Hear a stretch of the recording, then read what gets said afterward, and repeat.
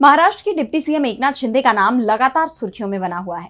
पहले उनका सीएम से डिप्टी सीएम पद पर डिमोशन चर्चा का विषय बना, जिसके बाद बीजेपी हाईकमान से उनकी नाराजगी ने सबका ध्यान अपनी तरफ खींच लिया। लेकिन शिंदे की जिंदगी में ये झटके यहीं खत्म नहीं होते। अब एक पायलट ने उनकी प्लेन उड़ाने से इनकार कर दिया, जिस पर शिंदे की काफी किरकिरी हो रही है।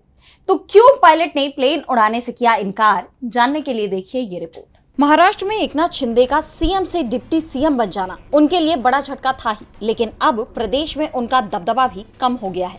ऐसा इसलिए कहा जा रहा है क्योंकि पायलट ने उस प्लेन को ही उड़ाने से इनकार कर दिया जिसमें शिंदे को जाना था, जिसके बाद लगभग 1 घंटे तक शिंदे एयरपोर्ट पर ही फंसे रह गए। इस खबर के सामने आते ही महाराष्ट्र की सियासत में बवाल मच गया है। सवाल उठने लगे कि क्या वजह थी जो पायलट ने डिप्टी सीएम की प्लेन उड़ाने से इनकार कर दिया।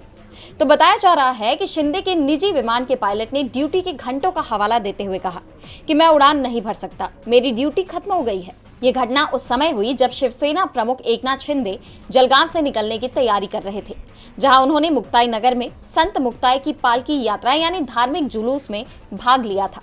लेकिन वापसी की उनकी यात्रा में बाधा आ गई जब पायलट ने उड़ान भरने से ही इनकार कर दिया।